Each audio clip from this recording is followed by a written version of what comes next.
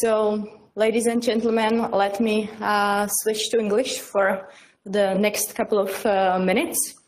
It's a great honor for us to welcome Mr. Peter Berkowitz, the Director for Policy at the Directorate General for Regional and Urban Policy of the European Commission, who will deliver the keynote address. Although Mr. Berkowitz could not join us in person, we truly appreciate that he has made time in his busy schedule to connect with us online and share his insights at the start of our conference. Peter Berkowitz, the director of DG REGIO, is responsible for policy development, economic analysis, evaluation, the European semester, financial instrument, and legal matters in the field of EU regional policy. And previously, he led the Smart and Sustainable Growth Unit, coordinating work on climate change, innovation, the digital economy, and the Just Transition Fund. So, Mr. Berkowitz, online floor is yours. Right, well, thank you very much. I trust you can hear me. Yes. Perfect, thank you. Well, first of all, my apologies. I had hoped to be able to come, but as you have probably seen from the press, things are quite busy at the moment as regards to the future proposals for the MFF. So all my apologies, but I'm also delighted to be able to speak to you online, to share some thinking on the future. I think these types of initiatives organised by the Czech Ministry for Regional Development and the National Coordination Authority are extremely important because they're opportunities to discuss evaluation and its role in policy making at a time where we are digesting the last period and we're thinking about the new one. Now, you're probably aware that we recently adopted and published the evaluations, the ex-post evaluations, the midterm evaluation of the 2014-20 period and the 21-27 period. And I just want to bring you some of the key messages that came out of these. I mean, these as all of you in the room know, I mean, doing evaluation is a long-term effort. And this was a culmination of several years of work by the Commission staff and a number of external experts. And of course, it benefited from the evaluation work which was being done by the member states. And what I want to first of all focus a little bit on is the methodologies and the work that we undertook to pull together the package. I think this is perhaps the most sophisticated package that we have actually put together to evaluate the policy. And I think that the other main point is that we've seen a kind of convergence between the work of evaluators and the work of the academic community. I think the first element which I would highlight here is that we have a much more disciplined approach to the definition of the theory of change. Because the channels in which our policy operates are particularly complicated, and there are many different contextual elements that need to be taken into account, the different policies and the different funding streams. The second thing, and this thing is something which I really would like to emphasize because it is very important in terms of having an objective judgment of the effectiveness of the policy, is that we've had a much wider and thorough use of counterfactual methodologies. And you know, given the specificities of our policy, where funding is available to all regions and the amount of resources depends very much on GDP and I mean, in technical terms, a lot of issues of endogeneity. We've had to use rather advanced quantitative techniques. And this, I think, is a main theme that I want to pass today, is that, you know, we need to have careful design of evaluation methodologies to take account of the specificities of our policy.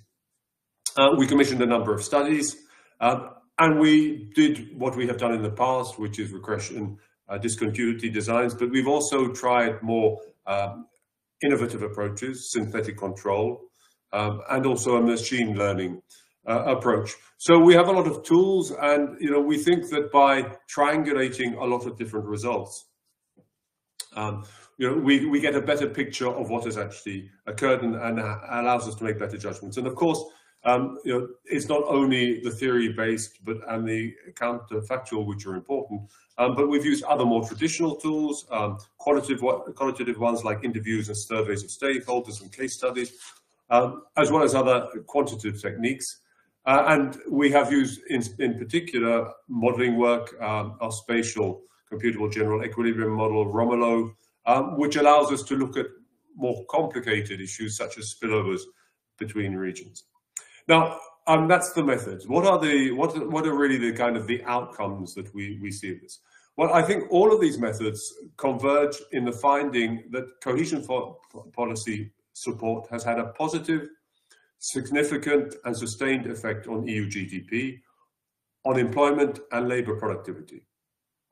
Now, I mean, this is the headline message, but underlying this, all of this work also reveals that the impact of the policy is not always proportional to the amount of resource allocated, and there are significant impact disparities owing to economic, institutional, and administrative characteristics.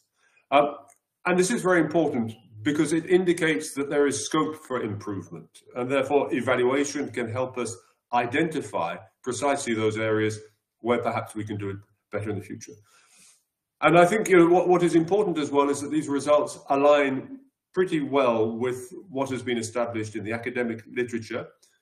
And this is a very important message which has come out, is that when we apply proper methodologies and we have good quality data, the majority of studies tend to find that our policy has a positive impact.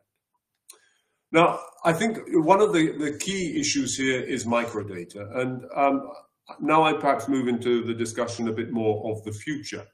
And I think, we're all aware that there is a data revolution going on, that we have new tools, we have new techniques. And in our view, this has to be part of our work on the future. Because the quality of good, the availability of good quality data enhances all the possibilities we have in all of the methods that I mentioned above, and in particular, better data about beneficiaries.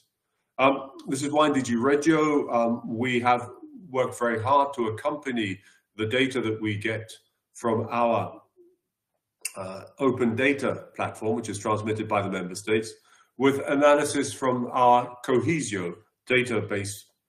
This is pools operation level data provided by the member states and covers the majority of operations for the 21-27 programming period. Although this database is not perfect, it's really allowed us to do a lot of work in order to better understand, in particular, the localization of cohesion policy expenditure. And of course, this is very, very important because we are a place-based policy. And in our view, this element of microdata should really become a cornerstone of the monitoring of our funds. Now, many of the lessons that we drew from doing the evaluation and our work on data over the last few years are contained in the new legal provisions that we have for the next period. We have broad continuity, but there are nuances. So let me quickly run through some of the key points of this. We build on the system of common indicators, but we have sought to adapt them to the new reality of a framework based on milestones and targets. But the important message that I wanted to pass here is that it is important that we try and have continuity in the use of these indicators, simply because it will help us in understanding what we're trying to do, in trying to cost the programs and provide continuity in the work we're doing. The regulation that was being proposed by the Commission, the performance regulation in particular, aims at producing and making available better quality and with higher granularity at the level of operations in the future. And we think that this will improve the possibility for monitoring, but in particular, if we're able to link this data to the to administrative data, this can form the basis for better impact evaluation. And there we're seeing the emergence of many different types of advanced research tools, many based on artificial intelligence applications. Now, I think I mentioned briefly before that we have a system of a shift from an expenditure-based system to a system based on milestones and targets. And clearly this is a challenge, but we think that we have a fantastic source of data in the terms of the implementation of our current programs. And we have to make use of this, because the best way of establishing the basis for costing is to simply look at the costs in the past and then to adjust them. And we're currently undertaking a number of studies to see how we can potentially use the data that we have generated by programs and how to adapt our current monitoring system to the new framework. Now, as regards to the evaluation system itself, there is very, very strong continuity in terms of the approach with the current CPR, both for the member states and for the Commission. Evaluations are set in the framework of the better regulation criteria: effectiveness, efficiency, relevance, coherence, and union added value. And this will be the basis for the ex post. And there is also a proposed midterm evaluation to take stock of implementation, check the relevance of the measures, and to ensure alignment with new priorities. Now, what are potentially some of the little changes that we see in the regulation? Well, I think the first thing is that there is an explicit reference to the use of quantitative techniques, as well as policy learning and experimentation. And I think this is something which really we have to build on, because these types of tools are the basis for, let's say, better judgments about effectiveness, but also better ways of identifying where things need to be improved. And perhaps on this last point, experimentation, I'd like to say a few words about experimental designs. These are really trying to move from the counterfactual type of instrument to even more rigorous types of impact evaluation. And we've been using these for a bit of time through dedicated pilots. And I mean, these are best known as randomized control trials. But in fact, what we have seen is that there are a whole range of different tools and applications of this, which range from very, well, I would say relatively simple applications to really quite large scale classic trials. And for this, we have partnered with the World Bank and provided technical support to managing authorities to engage some resources in experimental projects related to innovation and business support. And most recently, we've had essentially a joint project together with DG Employment to foster experimentation in ERDF and ESF programs together with the World Bank. And we had a very successful recent workshop in Berlin in May of this year, where we had a very interesting discussion of experimental designs. Now, experimental designs and these kind of RCTs have a reputation for being expensive and complicated. But I think the work there with the World Bank and the different managing authorities show that there are ways of doing it which is much less resource intensive and much more practical in terms of shaping very concrete decisions that need to be taken. And in our view, there's a lot of potential possibilities for experimental measures in the future, in particular in relation to the new performance-based system we have. And one of the things that we are reflecting on, and I would encourage you to reflect on as well, is how we could potentially introduce milestones linked to piloting, linked to experiments into national plans. Often in cohesion policy, and policies in general in the EU budget, we decide what we want to do in our programs and then go full out to achieve it immediately.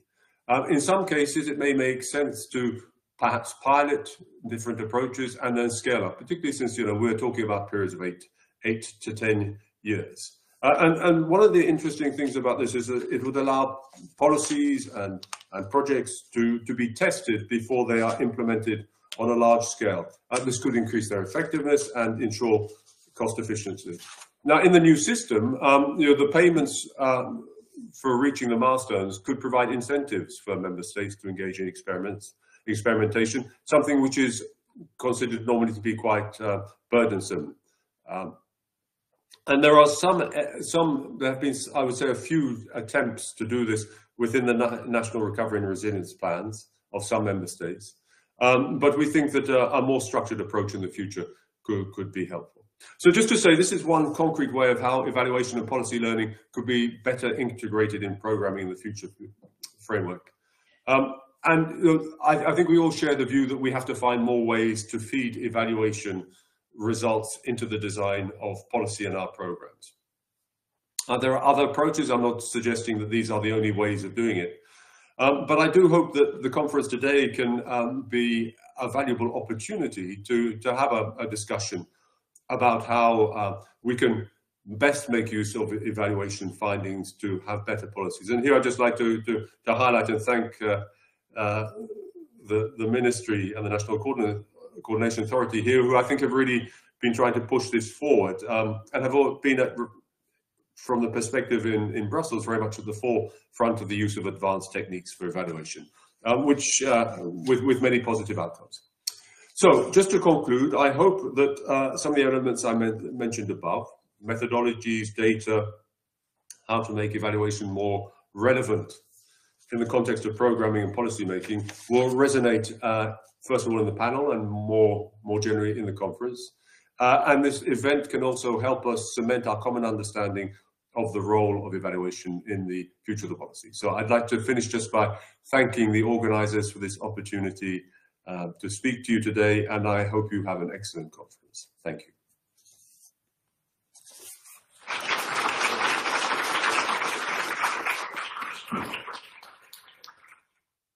Thank you, Peter, for a really deeper insight of the evaluation. And now it's time for you, our guests. So do you wish to ask Peter any questions? And if you do not feel comfy with English, you can ask in Czech and I'll translate for you.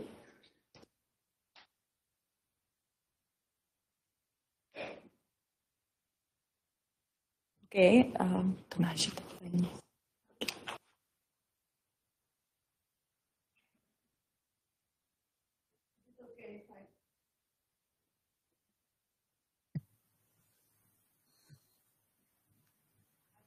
Speak in English, but my name is Ivana Kirby. I used to work for Czech Ministry and English Ministry and so on. Now I represent the initiative of the partners of civic society to be involved in the preparation for the programming period. I found it really interesting, and as far as my experience, I can say that this time around, the new proposal really is revolutionary. But at the same time, I think it's really interesting, this focus on performance. But at the same time, I noticed that European Court of Auditors is mentioning that there isn't enough data on control and audits of national, the COVID money programs and so on, and that we prepare something new and revolutionary with very positive approach. But at the same time, we don't really have like the list of risks we should concentrate on. So thank you very much. Would you like me to answer immediately, or are there other questions? For the moment, it looks it's the only question, so feel free. Okay. Well. First of all, I could talk for hours on this, but I will try and be brief. It's a very important question. I think the first thing to say is that we have tried to learn the lessons from the implementation of the RRF and to address as well the concerns that the European Court of Auditors has had about its implementation. It was a very big experiment, and I mean, I think there's some clear areas where there needs to be improvement, and in particular, the issue that you point to is correct. Now, we have not proposed the RF model. I think there's a big misunderstanding. Yes to milestones and targets, but a different type of systems. And I would highlight a number of points on that. The first thing is that the RF was implemented in direct management. That is to say, it was directly managed by the Commission in relation, essentially, to national bodies. In the future, it will be managed in shared management. That is to say, it will be built on the existing structures that we have for our programs and the extensive experience we have of implementing them. And for the auditors there, I mean, we will have essentially the key requirements that we had for the existing managing authorities as the basis for what we're doing. So this is the first part of it. The second part of it is that we have clarified in the proposals what is required from the member states and the regions and the managing authority in much more detail. And what we want to do is that we have a system where we do the checking, but we don't do the checking on exactly the same basis. We do the checking on the basis of systems, on the basis of member states' systems. We no longer do the checking or the payment by the Commission on the basis of invoices. I mean, the way I explain it is having to justify every bus ticket. We will no longer have eligibility rules in relation to expenditure. All of these things will be simplifications. The third element, which I would like to highlight, which is very, very important and is linked to the issue of beneficiary data, is that and this is something that the court criticized, is that there was a lack of transparency. And there will be much stronger transparency and building very much on the system that we have for Cohesio, and to provide more information about the beneficiaries, about the operations themselves. So I think our view in the Commission is that we have proposed an alternative which is pretty solid. And of course, we will have to discuss with the Court of Auditors. But the system, the important point is that the system we proposed is not the system of the RRF. It is a system which seeks to address the concerns that the Court has raised. So it's always good to start with audit management control first thing in the morning. It wakes everybody up. Okay, Peter, thank you very much. I don't see any other questions, so thank you for joining us. We really do appreciate it.